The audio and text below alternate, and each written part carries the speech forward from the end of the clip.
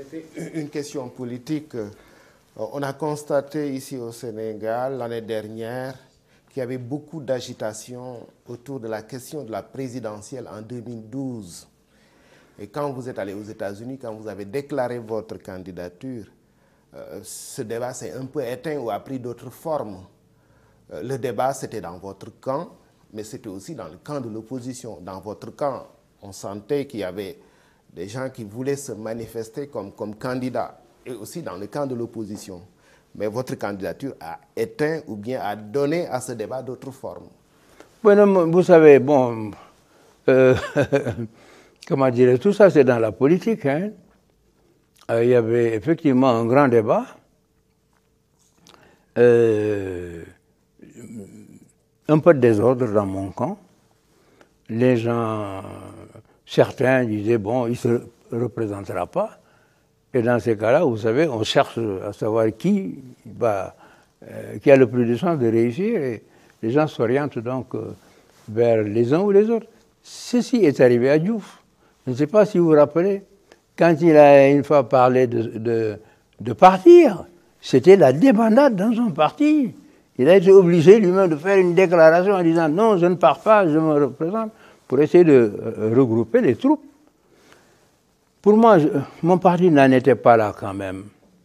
Mais je sais que, comme beaucoup de premiers ministres m'avaient quitté, au moins 2 premiers ministres, il y a des gens qui regardaient, est-ce que c'est celui-ci ou est-ce que c'est lui?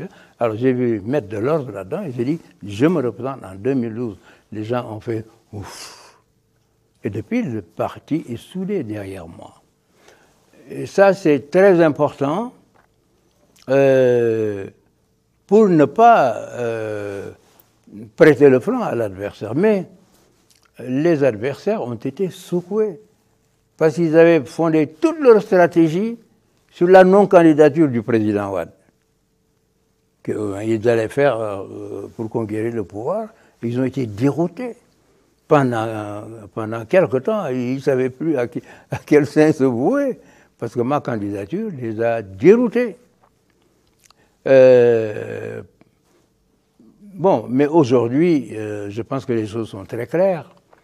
Il y a un candidat de ce que nous appelons l'alternance du changement, avec nos alliés qui sont dans la coalition au gouvernement, d'autres qui ne sont pas au gouvernement, qui forment ce que nous appelons la CAP 21, une 50aine de partis, mais de l'autre côté aussi, ils ont une 50aine de partis tout à fait périphériques, mais là-bas, ils n'arrivent pas à trouver un candidat commun.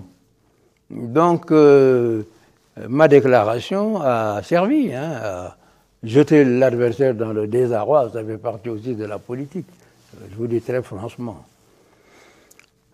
C'est comme le jeu de dames, bon, on met son pion, mais il faut s'attendre à ce que l'adversaire mette le pion ici quelque part, sans vous demander votre avis.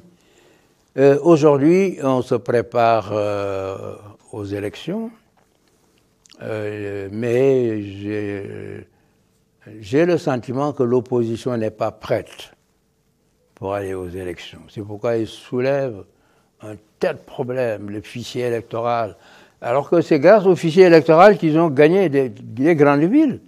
Mais dès le lendemain, ils ont dit que le fichier électoral n'est pas bon, il faut le revoir.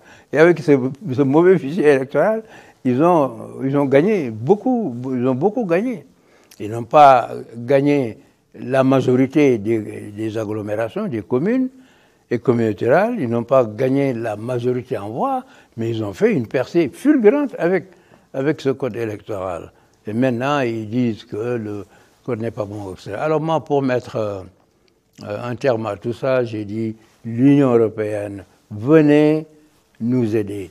Testez ces fichiers, regardez ce qui ne va pas, vous l'enlevez, ce qui va, vous nous le dites, et vous surveillez pour que nous arrivions à un code consensuel. Mais en réalité, ce n'est pas ça le problème. Le fichier électoral du Sénégal, aujourd'hui, au moment où je vous parle, il est sur Internet. C'est le seul fichier électoral qui est sur Internet, qu'on peut interroger. Alors comment on peut truquer quelque chose sur Internet? Ça n'a pas de sens. Vous pouvez tout au plus dire Mamadou Diop ici et Mamadou Diop là-bas, c'est la même personne.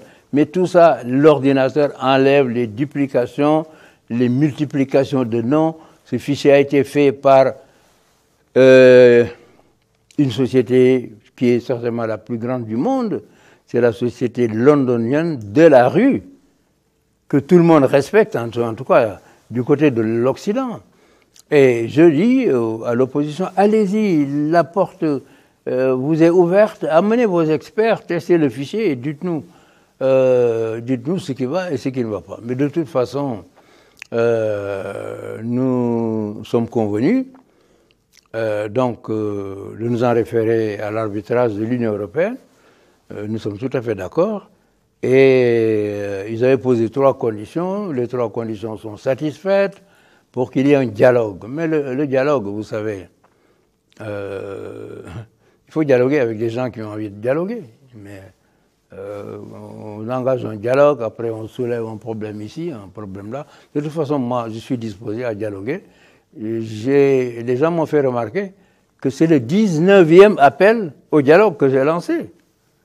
19e, mais à la condition qu'on ne vienne pas avec des a priorismes inacceptables. Quand on dialogue, on s'assoit, qu'est-ce que vous proposez ici, qu'est-ce que vous proposez de l'autre côté. Mais dès qu'on dit dialogue, au début, pourquoi il y a eu 19? Parce qu'au début, quand je parlais de dialogue, il dit « Ah oui, mais le président, c'est parce qu'il a des problèmes qu'il nous appelle. Il nous appelle au secours. » J'ai dit « Vous vous trompez. Là, c'est une méprise, parce que je n'ai aucun problème. La situation au Sénégal n'est pas une situation explosive. Tout se passe bien, les gens travaillent. Certes, il y a des difficultés dues à la hausse des prix, quelques manifestations ici ou là. Ça se passe dans tous les pays du monde, mais pas au point d'ébranler, en tout cas, le régime. Mais au fur et à mesure que nous avançons et qu'on se rapproche de la date des élections, ils s'aperçoivent vraiment qu'il faut parler un autre langage. Quand je dis le dialogue, c'est parce que je suis sincère, nous pouvons discuter, et s'il nous apporte quelque chose d'intéressant, nous pouvons même aller jusqu'à prendre certains d'entre eux dans le gouvernement, pourquoi pas. Mais... Merci d'avoir regardé cette vidéo Panafro. Si vous l'avez appréciée, n'hésitez pas à liker, partager, à en parler autour de vous. Abonnez-vous à notre chaîne YouTube et activez la cloche de notification pour ne rater aucune de nos prochaines publications. Pour aller plus loin et élargir le débat, rejoignez-nous sur Facebook, Instagram ou WhatsApp. Vous pouvez nous soutenir en devenant membre premium. De nombreux avantages, contenus exclusifs et en illimité sont à retrouver sur la plateforme play.panafrotv.com. D'autres surprises vous attendent également sur panafrotv.com. Alors à bientôt sur les réseaux Panafro.